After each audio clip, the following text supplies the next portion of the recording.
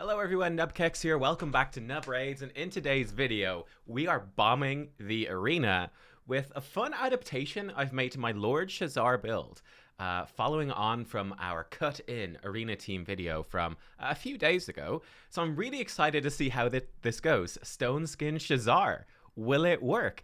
Before we dive in though, we do have to point out that the arena changes have gone live, and immediately from looking at this, and I saw the previous page as well and I refreshed, immediately I can see that, okay, this particular team, I wonder if it's actually Ash. Is that the actual Ash? He's got all the champions here. But if we look at this, the points for our wins here in Gold 4 are actually much more reasonably distributed. Much more reasonably distributed. It's not as extreme as it was before. So that's a really good sign.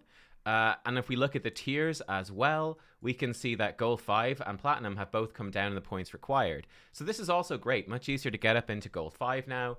The main thing really, of course, is how they've tweaked the matchmaking and how they tweaked the points distribution. Because that was the thing that I think was mostly off. Specifically for Gold. And yeah, Gold 4, 5, and Platinum. Don't know about the lower tiers. Don't know, because I'm not there. But yeah, so that's a great sign. It looks like it has improved. It does look like it has improved. I know there were a lot of people very upset in the last video saying, nothing will change. Everything sucks. The sky is falling down. Yeah, I couldn't believe it. Oh my God. But this looks positive. Now, obviously, we don't know for sure. It's going to take some time, but we'll see how it goes. And hopefully we'll have changes to the Arbiter missions and stuff like that coming soon as well. I don't believe that's live in the game. I can't check it. But yeah. Anyway, let's dive in. Let's actually do some matches. So what are we going to do with this team? Well, number one, actually, this team, unfortunately, is really bad for us to fight against. We're very weak against anyone that places block debuffs like a Sifi. We don't want to face them on this team. Potentially, we could work it against a Duchess if we outsped her. It's a maybe. This is the sort of team where our team comp should hopefully work pretty well. Let's take it off auto and let's dive in. Let's see if it actually works. This team is not 100% consistent, where it wasn't in the past when I had a faster Swift parry Shazar. I'm very curious to see how our STONESKIN Shazar works. So right here we can see step one. You can check out my video to see more info on this if you want to see more on this particular team. But part one here is that Yoshi with his passive actually cuts in and he goes first. He's going to give us increased attack, increased accuracy, and he's going to place True Fear on the enemy. Now where it can slightly go wrong is this, right? Lydia can come in when we're against Lydia and she can fear everyone, which can potentially make us miss our turns, but Mr. Shazar, now in STONESKIN, is effectively immune from damage and immune from all debuffs, so that doesn't matter. Now, we might miss our turn here with Kymar. Kymar gets his turn, that's good. We can come in then and, yeah, we'll try to attack with Tormund. Now, he missed his turn with Fear, and this is where Shazar comes in. He is going to give himself increased attack and block debuffs. There we go. Then he is going to come in, bam, and lay his bombs. He had increased accuracy on for laying the bombs to make it more likely, and you can see how hard those bombs are hitting. We can reset our cooldowns right now. We're coming back around about 23,000 damage per bomb. Tormund can come in and bam, finish off Lydia. And that's basically how it works. It's pretty interesting. Let's see it one more time in action, like on full auto. Let's try this team, similar team. Let's see if it works again. It can go a bit wonky in terms of fears from a Lydia, if we're against a Lydia, in terms of whether Tormund freezes actually work or not. This is looking pretty solid, I would say. I'm actually going to take it off auto for a second. You can see the issue right here is that if we do our extra turn with Lord Shazar, because Arbiter actually came in and reduced our cooldown, reduced our buff duration there, we'd actually lose the increased accuracy with that extra turn. So I'm just going to go straight in with his A3 just for that maximum accuracy hit. You can see the counterattacks do nothing, 23k per bomb. Lovely. Actually, we don't even need to hit Trunda. She's going to die. She's basically dead as well, 23k, and we can finish it off with an A1. Fantastic. It's actually working great. So let me show you the build. Let me show you what I've changed with Kymar here. If you want to see the other champions, obviously check out the cut-in video. Not Kymar, sorry, Shazar. I really want to focus on Lord Shazar. So here's what I've done. Here's what I've done. It's pretty spicy. Like if we look at his skills, okay? So his A1, triple hitter, 15% more damage for each debuff on the target. This actually hits really hard. It hits really, really hard. So it does mean that to an extent, you know, crit damage and that sort of thing can be okay. But as you saw from those fights, we're very rarely actually using his A1 here. But of course, crit damage is going to be amazing for this in other areas of the game. We're really focused on Arena though. His A2 gives increased attack for 2 turns and block debuffs for 2 turns and gives him an extra turn. This is pretty nifty. You're going to see we're going to do this with our gearing. We're going to have him in the 4 set of Stoneskin. So he gets a bunch of stat buffs, which are actually kind of useless for him. But the nice thing is he gets Stoneskin for 1 round. Why do we not go all the way to 6 pieces? Well, because very often we're going to have him auto into this. He's going to take an extra turn. So it doesn't matter if Stoneskin is 2 turns or if it's 1 turn. He's going to lose it anyway after he takes his extra turn. So we can leave him with just the 4 piece of Stoneskin to have Stoneskin for 1 turn, which means that even if we sort of get overrun at the start and everyone else gets killed before they can take a turn, Shazar should hopefully survive, and he will still have a chance to give himself increased attack and drop in these bombs. So it's still a chance to come back, which is kind of spicy. His bombs is this: Cruel Fate, 5 turn cooldown. It's a long cooldown. AoE attack, 100% chance of putting 2 bombs that detonate after 2 turns.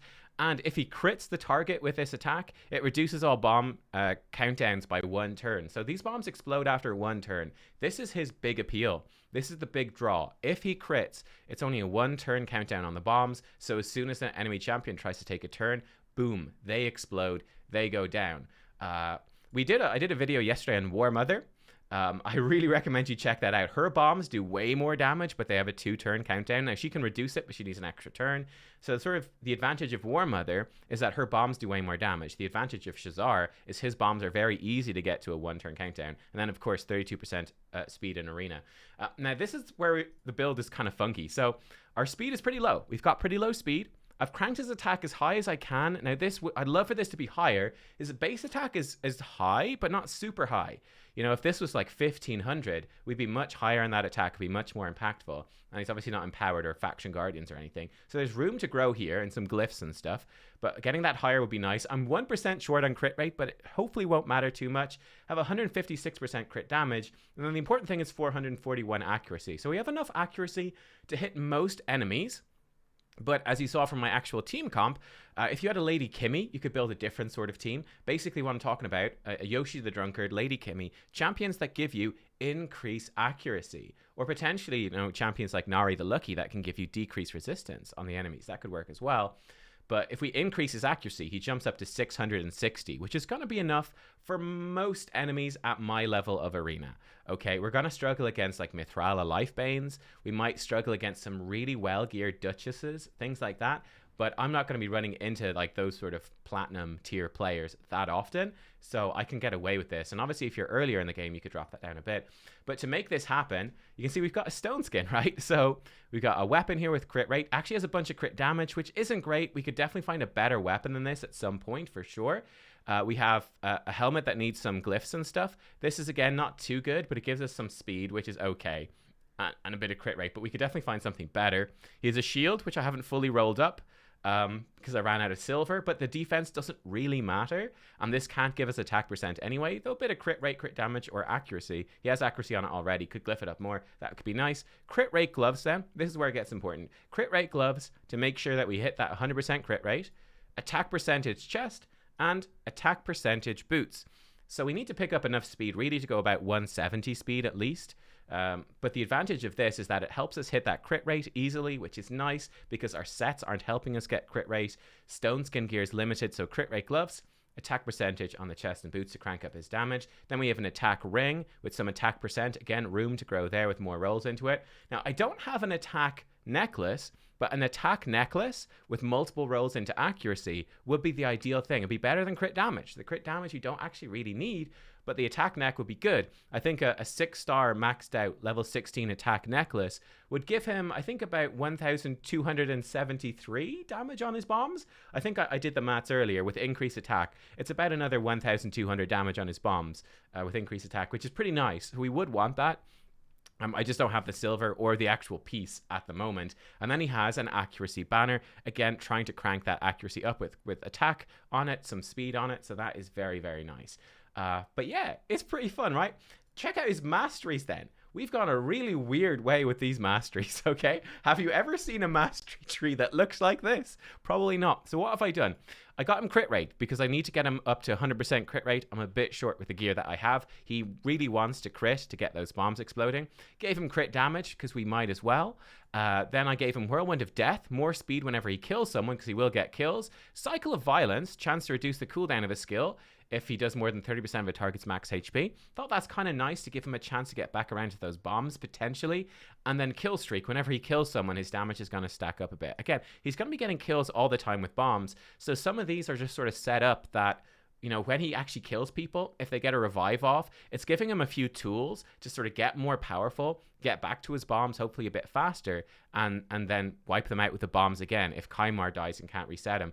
And you could go for other sorts of things here. You could go into Ruthless Ambush, but this doesn't up the damage of the bombs. It's just the initial hit, and I don't actually feel like that's all that important. None of these masteries actually up the damage of the bombs. The bombs are purely based off his attack at the time that he places them, and then if they have weaken debuff on them. Weaken debuff does increase bomb damage now. That was a recent change. With the support tree, you got accuracy. We have Charged Focus. Now, this doesn't work that often because we're going to be autoing into his extra turn move, so that will be on cooldown. But in some situations, we take it onto manual. Right? I do that sometimes, and he will get that 20 extra accuracy if we do his bomb move first. So this is worth taking. I took him Exalted Death for some healing. I thought, why not? Then he has Swarm Smiter, very important, more accuracy. Get some turn meter when his debuffs expire, again, just to help him get back around to his second set of bombs. We actually have Cycle of Magic, chance to get back to his bombs again. Small chance, but it's there. Lore of Steel for a little bit of extra stats. Not very good, but, you know, it's better than nothing. And, yeah, then we've got Sniper, which is literally useless. This does absolutely nothing. Literally nothing. But then again, neither would Master Hexer, and we want to get down to Eagle Eye for that 50 extra accuracy. That's very important, right? If his bombs get resisted, we're dead in the water, right? It's not good. So he needs that accuracy. And then I actually grabbed him Lasting Gifts. Chance to extend his own increased attack on himself. Chance to extend his block debuffs on himself. Why not, right? Why not? It's kind of useful. Again, if the fight goes a little bit longer. But yeah, that's how we set him up. So it's pretty spicy. Let's go in. Let's smack another team or two. And let's see this in action some more. But I think it's pretty fun. It's pretty. We'll see if we run into a team that starts smacking us down a bit more. Okay, let's try this team. This should be interesting. So basically, what will hopefully happen here is that we might get wrecked, right? We might be very vulnerable to Tormund though. But hopefully Shazar, because he's going to be placing block debuffs on himself. Look at that. That's pretty awesome, right? Boom. Tormund dies. Arbiter goes down, and now we're good. Now we can start ripping through, which is really badass. But one thing, it might happen here. It didn't happen here. But it's a little bit deceptive in terms of what Shazar actually does, right? It's a little bit deceptive because when he puts his block debuffs to increase attack on himself, I think the block debuffs icon shows up first, but it's in fact the attack buff, I think, that goes on first. So if you go up against a Tormund and he tries to buff himself, your Lord Shazar, he can actually get frozen by Tormund's passive and interrupt his A2, which is a real pain in the ass. But that one-turn Stoneskin actually protects you, which is kind of awesome. So yeah, if teams come in and they try to crowd control us, Shazar's just going to resist it with Stoneskin, which I think is pretty cool. Let's refresh the page. Yeah, again, here we can see, okay, so I don't know, these are still +6. Maybe this stuff will sort of even out as people are able to actually start climbing arena again. It's a little bit low, but yeah, I think compared to before, I was seeing pages which was like +1 or +2, and then +16 or 17. I'm immediately seeing that it's a little bit more streamlined, Now this one is interesting. We could definitely run into some troubles with a Madame. Madame could potentially screw us up. Let's try these two. Let's see how it goes, right? Let's try fighting against a Madame who can potentially strip off our Stoneskin. We just have a flat 50-50 to resist it though, or to ignore the strip, which is kind of cool. So that's a nice backup. He has no real resistance, so he's not. Oh, this is really bad. So we're screwed, right? They've got immunity set. Never mind, we're not screwed because Kymar stripped him. We're okay. Here he goes. Does he have enough? He got it on Duchess. Will she die? She does. Boom, 23k damage. And as you can see, by the way, it's 23k damage on everyone with every bomb. Again, if we get him in that attack amulet with my stats, if I get him in the attack amulet, maybe roll up some attack substats, he should be hitting for 25,000 per bomb. So if he successfully lands 2 bombs on you, that's like 50k damage. That bypasses defense. It's just going to work. So that Duchess got absolutely exploded. Let's try against a Hegemon. So again, Hegemon can lock you out. It could be a nuke Hegemon either that could potentially kill us. We'll be protected from both of those by Stoneskin. Let's see how it goes. Okay, so we've been locked out. That's pretty bad on Yoshi. But we do get a counterattack with Tormund, which is actually kind of dope. Kaimar comes in with the sleep, which is excellent. Now, will we see... we've seen it in a couple of fights. There is another big weakness of this. Let's target her. I don't think the one bomb's enough to kill her. Lots of swift parry Lydia's today as well. I kind of like that. Let's try smack her. So, okay, she did get the res off, but we're still going strong. And this is where that reset from Kaimar comes in clutch, because boom, it's another set of bombs. And now these guys are all dead. Like, we're just waiting. We actually killed them up front, but we're basically just waiting for them to take their turn. So, yeah, I've talked about the one big weakness in terms of picking team. There's a couple of weaknesses in terms of picking teams. So, for example, this team would be pretty bad for us because they've got a lot of speed boost. This team we would definitely lose to, I would say, because there's a good chance we just get locked by Hegemon. And then probably Sifi is the fastest. She puts block debuffs on everyone. They're protected from our Tormund.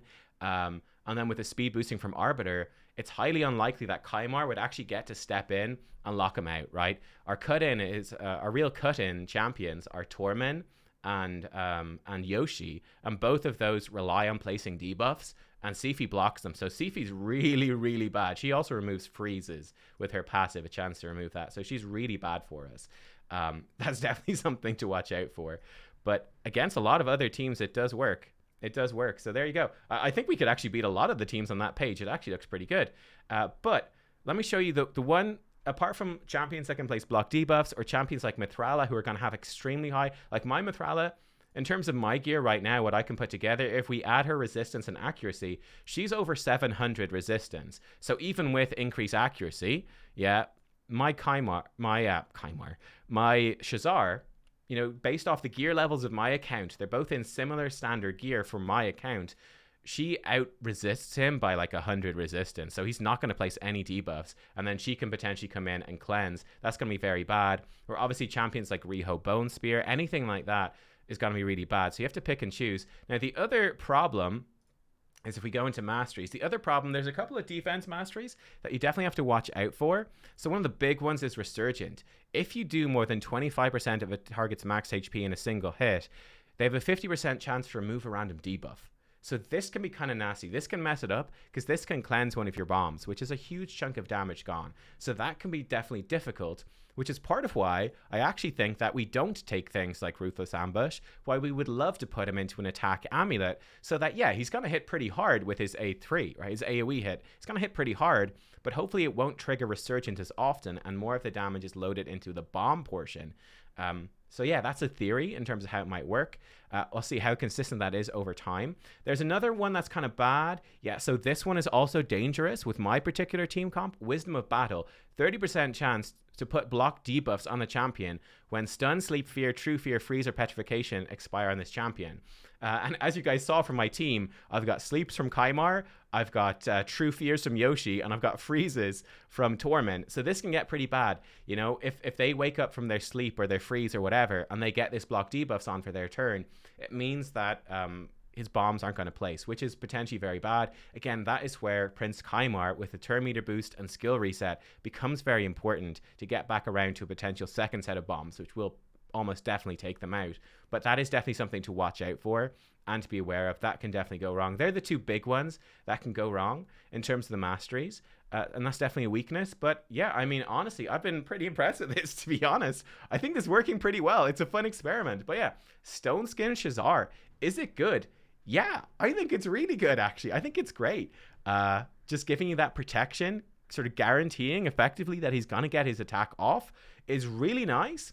Combo him with an increased attack, increased accuracy champion, and you're good. Like, you're really good. You're going to rip through them, most likely. It's pretty badass. So there you go. Lord Shazar. It's a build that's worth considering. Guys, thank you for watching. I hope you enjoy this sort of experimental arena video, and I'll see you next time. Bye-bye.